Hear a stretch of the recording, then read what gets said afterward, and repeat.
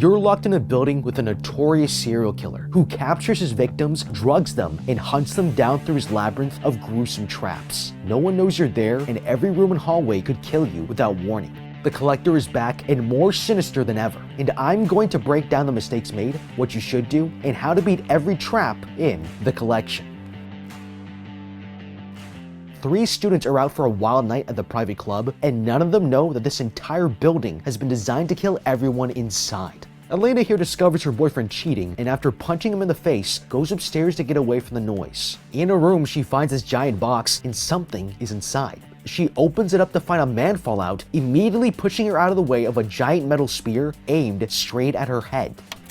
Okay, we probably should have checked the Yelp reviews before coming here. Now personally, as a claustrophobe, I wouldn't even be here in the first place. A club that has only one entrance, keeping you in with a giant steel door and letting in way too many people is a serious fire hazard. There are too many horror stories of clubs getting burned down because when drunk people play with fire, no one is safe. And even if you're not interested in fire safety, my general rule is don't open the mystery box. It's never a good surprise. But what Elena here doesn't realize is that she's triggered an elaborate chain reaction throughout the building as the entrance locks shut and only the cheating boyfriend notices the blades of a combine harvester lower from the ceiling and move towards the dance floor. Okay, in this case, geometry will save your life. This death trap has a circular rotation, and it's moving inside of a room with right angles. Basic geometry tells me there are 2 safe places in this room, the right angles of each wall. A circle with such a large diameter won't be able to close the gap, and you'd be able to lie flat against the wall in safety. Now this brings us to an awkward problem. If we want to survive, we can't alert the others. Mad panic and scrambling will guarantee everyone's deaths, because we can't quickly move through the crowd or we'd get trampled. Only a finite amount of people can squeeze themselves into the corners, and if you want to be one of them, mum's the word. Also, most of these people have been here longer than us and are therefore much more drunk. Unless some of them are legendary drunken masters, where your response time improves the more you drink, they're not going to respond with enough clear rational thinking to save themselves anyway. Get to the opposite wall and lie flat on the ground, then help those nearby, but only in that order. Upstairs, the man in the box begs the girl to help him, but she runs away, leaving behind her bracelet, which he turns into a lockpick, setting himself free of his shackles. Now, it's perfectly understandable to freak out, but running out the door is not going to help, because we could be walking straight into another trap. If you've just been attacked by a hole in the wall, you have to assume there are more, and you can't expect to just run downstairs and out the door. This man just saved your life, and he's shackled to the box, so we're safe enough to find out what he knows before leaving him inside. She exits the room and watches in horror as 2 people run into a tripwire, getting sliced by blades popping out of the walls. Downstairs is even more horrific. A group of clubbers have been trapped in a steel cage that will slowly crush them to death. Okay, if you are inside of this, panic would be completely taking over right now, but we can't lose our cool. There's still a chance to survive, but this trap can only be beaten by teamwork. The human body can exert surprising amounts of force because isometric contraction is 40% stronger than concentric contraction. That means human muscles can basically resist force greater than they can apply it. Now, most of them are trying to resist the cage, but arm strength is not what we should be relying on here. There are at least 15 people inside of the cage, but none of them are communicating with each other. I would order everyone to lay on the floor and collectively push up with their legs against the lowering cage ceiling. We might be able to match or exceed the force of the machine together until someone on the outside can find the gears and jam them. Elena here watches her friend die, but suddenly comes face to face with the masked man who's responsible for all of this, the Collector. She runs away confused, and he follows after her. The injured man tears boards away from the window and turns around to see the Collector standing right behind the girl. He warns her, but it's too late. She's grabbed from behind by the masked man. This guy takes his chance to escape by grabbing a dying man and jumping out of the window, using his body and this car to cushion his fall. He breaks his arm but gets up and limps away from the club, and the Collector watches him leave. He's not going to let this one go. Now, I like the thinking here. Use what you have, even if what you have is a dead guy's body. But here's the thing, they're not very high up. It's still a dangerous jump, but even a drop of about 48 feet or 4 stories has only a 50% chance of death. And this body will not really soften the blow. It might even be more dangerous because your arms are being used to hold a body when they should be protecting your head. The best thing to do is throw this dead guy out the window to break the glass, then jump out alone onto the car with your knees bent. The car will soften the impact of the fall, and you'll be able to transition the momentum into a roll. The common mistake made here is to stop yourself from falling as quickly and abruptly as possible, and that's just going to get you killed.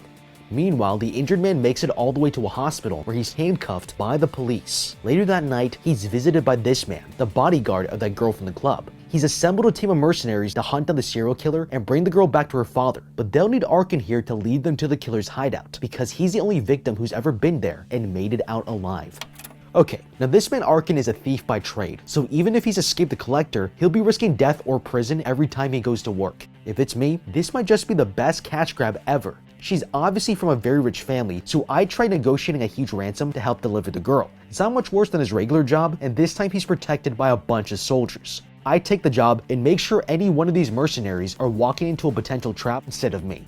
Elena wakes up trapped inside a box and pokes a hole in the side of it. She peeks through and sees a man strapped to a medical table being tortured by the Collector. He injects something into the man before cutting out his tongue and wheeling him out of the room. Now this is terrifying, but there's a sliver of hope here. This box is not nearly as strong as you think. It looks like a steamer trunk, which is typically made with pine wood slats, canvas, and leather. Pine wood is lightweight, tends to be less dense than most timbers, and is already deteriorating. Now we can't just punch our way out of here, because even if he's left our sight, we don't want to draw attention to ourselves when we escape.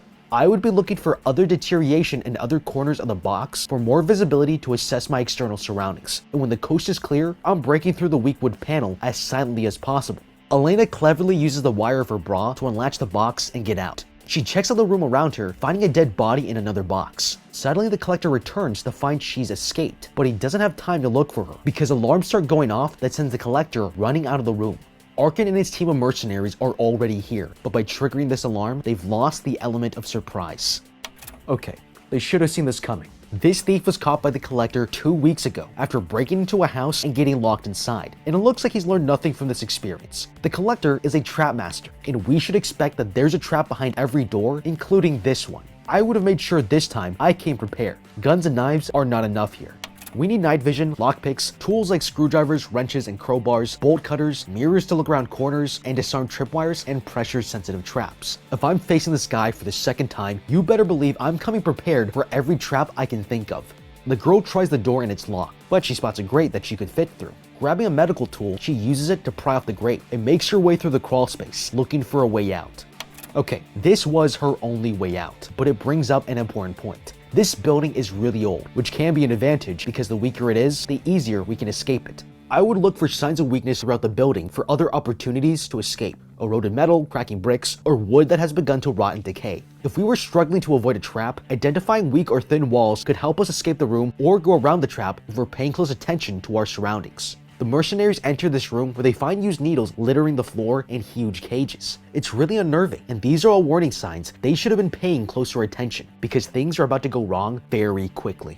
The team loses radio contact with their lookout guy as he gets stabbed to death by the Collector. Then Arkin here is jumped by a crazy man who they have to put down. They find out the Collector is not only capturing people, but drugs them, cuts out their tongues, and turns them into a slave horde security system. But they're right where he wants them, as the Collector unleashes his next death trap. Another one breaks free and they take it down, but more are on the way. They're attacked by the junkies, and there's too many to fight off. Okay, this is overwhelming, but if we don't panic, we can get through this. By running the out of here. A horde of drug-addled junkies is not worth spilling blood or wasting bullets. We're looking for the girl and trying to kill the Collector, and doesn't necessarily get us any closer to our goal. I would take the chains nearby and hook them to the cages across the pathway to slow down the junkies. This makes them easier to shoot as they'll get stuck or have to crawl under, and it gives us time to look for another exit. The team finds another door and escapes. They discover their cell phones are being jammed and can't get any signals. There's no way they're going to get any help now, and they have no choice but to keep moving forward. Meanwhile, the girl emerges from the vents into a very strange room. It's got a vanity mirror full of makeup and a box in the middle of the room with someone inside. She decides to open it up, and this woman comes out. She's very suspicious of the other girl and too afraid to escape the room. Okay, this girl's terrified, and all the botched makeup on her face tells me a dude applied it, so he visits regularly. That's actually a good thing. We can ask her questions and might get some information that can help us escape. She's probably kept only in this room and likely doesn't know the layout of the building, so I'd be asking when the Collector might be expected to visit her. If she has any sense of timing, we can plan an ambush for him when he stops by. She still has this medical tool from the other room, and it looks like a scalpel, so she could do serious damage as long as they catch him by surprise. The team continues pushing forward and enters a room that's full of boxes and footprints on the floor. This wounded guy appears and he's covered in strange scars, telling them he didn't make the collection.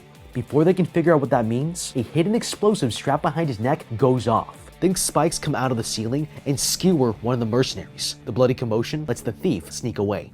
Okay, they walked right into this one because they were too focused on the main event and not looking at their surroundings. This is a trap house. Nothing is safe. Every footstep can be deadly. They need to scout every new area before advancing. I'd be throwing things on the floor to see if it triggers anything, or blowing powder in the air to look for hidden lasers. I take every precaution. They do none of this and get seriously shafted. As for the man, I would have fired a warning shot to stop him from approaching. If he continued, I would shoot his leg because he could be a threat. Remember, nothing in this building is safe, even the victims. Elena here almost runs into a tripwire, but the other girl warns her just in time. She avoids a grisly death and finds out that the collector likes this girl for some reason. Her hearing aid suddenly screeches with feedback and the girl freaks out, yelling that she can't win. Hearing this, the collector appears and she breaks for it, running through a maze of corridors. With some quick thinking, she's able to hide in these pipes above. The collector hears creaking and checks above him, but the girl manages to slip away. Okay, she got lucky here. There was an air vent conveniently within reach for her to escape, but if there wasn't, she would have been caught and killed with no way out. This is an old building, and you wouldn't be able to get up there without making some noise. The shifting of your weight and all the corroded metal and squeaky screws would give away your position very quickly. Now, hiding is one thing, but diverting is another. I would look for a liquid like blood to leave shoe tracks in one direction, take them off, and walk the other way. It's not a permanent solution, but it buys me more time to escape without him hot on my trail. And if I couldn't find water or blood, there's always urine. It's gross, but in a situation like this, you need to be willing to do anything to survive. Meanwhile, Arkin here is searching for an exit, but has to hide when one of the mercenaries comes looking for him. He hangs inside this dumbwaiter chute, but falls and lands on a pile of limbs. He sees gasoline nearby, but the sounds of the drugged-up prisoner screaming pushes him quickly back up. He climbs out of the chute and finds himself in a different room, and it's filled with jars of dead animals. Really freshens out the place. Okay, I'm super annoyed that this guy saw gasoline sitting conveniently on this pile of dead bodies and didn't even think twice about using it, because this could have changed everything. Besides the traps, our biggest problem is that we never know where the collector will be, and this solves that problem. I would take the gasoline because it gives me the opportunity here to set a trap for him. If one of his rooms is on fire, he won't ignore it. He'll come to investigate. I would wait for him to arrive and trigger one of his traps from hiding. This tripwire could be pulled at the right time for him to cross, and he wouldn't expect it. We get one shot at this, and there's no guarantee, but it's the closest we can get to killing him without having to touch a weapon. He continues exploring the room and finds the collector's latest victim nailed to a wall. She's begging him for help, but that's when the collector comes into the room and slits her throat, as Arkin watches in hiding. He waits for him to leave and uses a small metal wire he finds to pick the lock of this door. Meanwhile, the girl finds the rest of her hearing aid placed on top of a bear trap, and as quickly and carefully as possible, she takes it back and puts it in her ear. Okay, hearing is obviously important because we need all the senses on high alert to keep us safe, but sticking your hand inside a bear trap is not the way to do it. These bear traps have handles, and with such a small piece of equipment, it wouldn't be hard to lift the trap from the other side and let the hearing aid fall off the trigger. But I wouldn't stop there. These bear traps might be easy to avoid when nothing is chasing you, but if you're running from the collector, this hallway could actually get you killed. I'm taking the time to clear the hallway and trigger every trap by dropping my shoe in. It's heavy enough to trigger the trap and small enough that it won't get caught in it, so I can take it back and reuse it. The thief enters another art gallery where he gets jumped by the mercenaries who don't notice the collector standing overhead. He catches one with a hook and sends another flying around a corner and into a room before he escapes. They all might have survived if they remembered the 21-foot rule taught to police across America. That's the distance it takes for someone with a knife to charge and kill you before you can draw your gun and neutralize them. They should have realized that they were too close to unholster and fire their gun safely. I would have backed out of melee range and circled him to give myself some time to draw my weapon and get a better shot. Suddenly, a girl appears. It's the one who Elena saved earlier. She promises to help them find the other girl if they let her out. On their way to find the girl, they hear the other mercenary screaming as she's tortured by the collector. They follow the noise through a room full of mannequins and find it's another trap. He used speakers to fake the location, luring them to a bomb. It goes off and the bodyguard barely escapes as all the mannequins are triggered to explode.